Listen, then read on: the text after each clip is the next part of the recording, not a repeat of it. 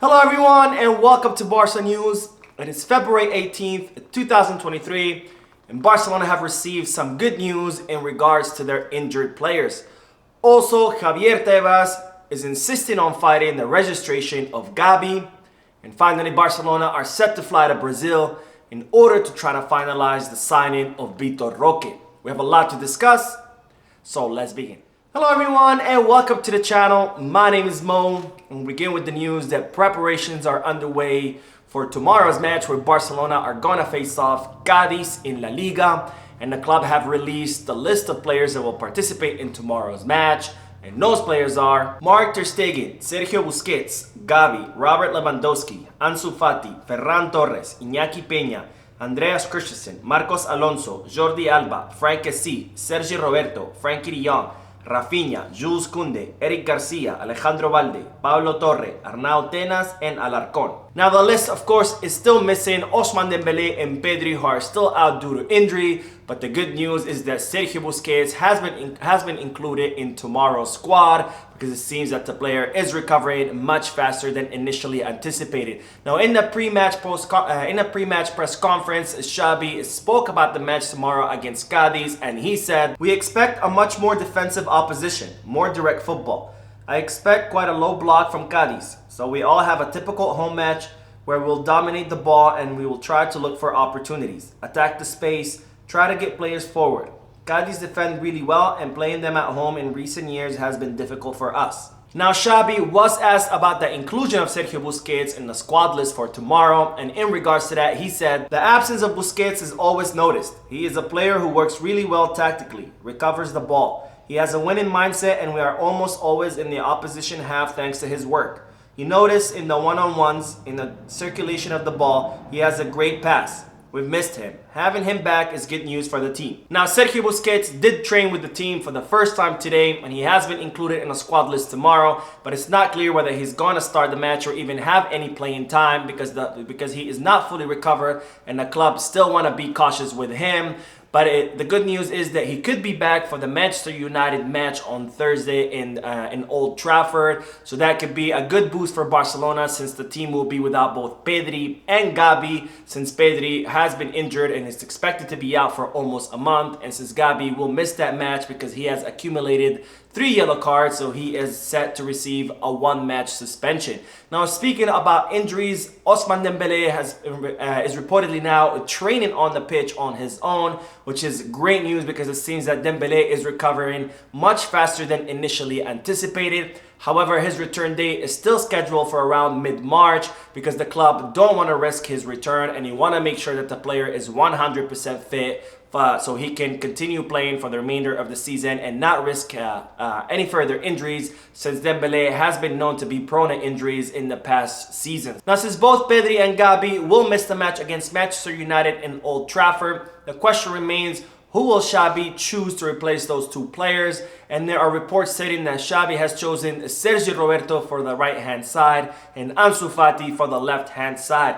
Now, in my personal opinion, I'm not too happy about having Sergio Roberto on the right side of the midfield. Not that I have anything against Sergio Roberto because I think he's a great player who has given us a lot in the past years. However, I don't think that that's the best position for Sergio Roberto in the midfield, and that was obvious in the match at the Spotify Camp Nou against Manchester United. And after all, we do have Pablo Torre on the squad, so I think that Xavi should elect Pablo Torre instead of Sergio Roberto. But I would like to hear from you. Who do you think Xavi should replace Gavi and Pedri with? So drop a comment down below. Now speaking of Gavi, Javier Tebas is insisting on fighting the registration of the player.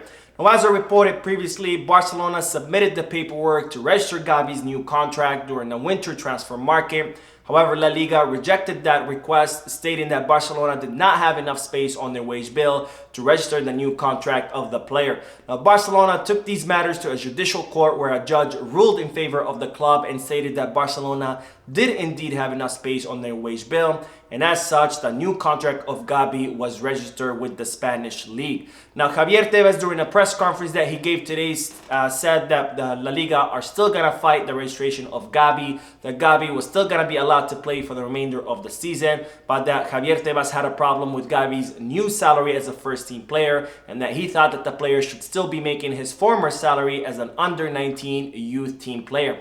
Now, I personally don't understand the obsession of Javier Tebas with Barcelona and fighting Barcelona on every little thing. You know, he claims that he's doing this because he's looking out for all the clubs in La Liga so they can remain financially solvent. But the question is, where was Javier Tebas when Josep Maria Bartomeu was the president of Barcelona and when he was spending hundreds of millions of euros on exorbitant transfer fees and on player salaries that are way above market value? Javier Tebas was nowhere to be found, and he was not there to tell Bartomeu to stop spending all of Barcelona's money. Yet now we have a new president in Joan Laporta who is doing a great job managing the club's finances and a responsible job spending the club's money. And yet Javier Tebas wants to fight Joan Laporta on every little thing and try to put as many blocks in the way of Barcelona. Now, the other thing that I don't understand is that Javier Tebas, as the president of La Liga, should be looking out for the best interest of the Spanish league, but yet he is so obsessed and focused on fighting Barcelona on every little thing that he's only hurting the Spanish league as a whole, because after all, Javier Tebas is hurting one of the biggest clubs in the Spanish league and one of the most grossing clubs in the Spanish league. And for example, when it was thanks to Javier Tebas that Lionel Messi ended up leaving Barcelona, and when that happened, La Liga lost a lot of viewership, a lot of sponsorships, and a lot of revenue. And now Javier Tebas wants to continue fighting Barcelona on the registration of other players such as Gavi, risking that those players could end up leaving to other leagues and losing La Liga even more viewership and more money. Now, Gavi, statistically speaking, has brought in a lot of new viewership to La Liga amongst younger crowds.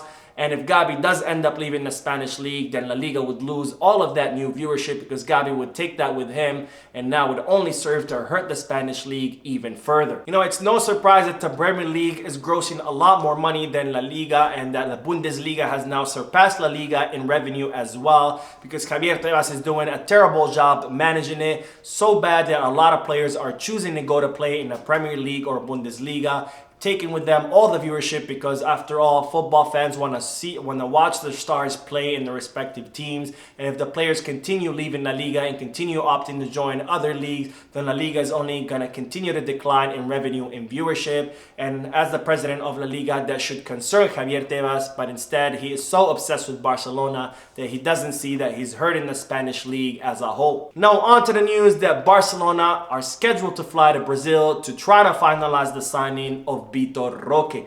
Now, Atlético Paranaense are putting a lot of pressure on Barcelona to finalize the signing of Vitor Roque, since they are receiving a lot of interest and a lot of offers from other clubs. And it seems that Vitor Roque and his family are also starting to get nervous, because even though the players wants to join Barcelona, he doesn't want to wait forever for the club, because he does want to know where he's going to be playing next season. Now, Barcelona have scheduled a flight to go to Brazil to meet with the club and also meet with the player on the family, so they can hopefully try to finalize this signing. Now, as I reported previously, Barcelona were initially thinking that they could sign Vitor Roque for around 25 to 30 million euros. However, Barcelona's first offer worth 25 million euros was rejected by the Brazilian club, and it's reported that Atlético Paranaense are now estimating the value of Vitor Roque for around 60 million euros. Now, it's also reported that Atlético Paranaense are still willing to arrange a payment plan with Barcelona, but regardless of this, Barcelona have no intention of paying 60 million euros for Vitor Roque, so they will be trying to negotiate that price down, and they estimate that this operation is worth around 30 to 35 million euros, which is around what other Brazilian stars cost, like Rodrigo and Vinicius Jr. Now, Barcelona are still very interested with the young Brazilian, and they consider him the ideal replacement for Robert Lewandowski, and they want to sign him so he can train under Lewandowski. So when Lewandowski's contract is up, he can take his place in that center forward position. But nonetheless, Barcelona are not willing to spend 60 million euros or bankrupt the club just so they can sign one more player. So that is it for today. I hope you enjoyed the video. If you did, please give me a like. Also, I'd like to invite all of you to please leave a comment down below, giving me all your thoughts and opinions about all the news that I share with you. And finally, I would like to invite all of you to please subscribe to the channel so you stay current on all the latest news in regards to our beloved club, FC Barcelona. Thank you for watching. I will see you in the next video. And as always, peace, Barça.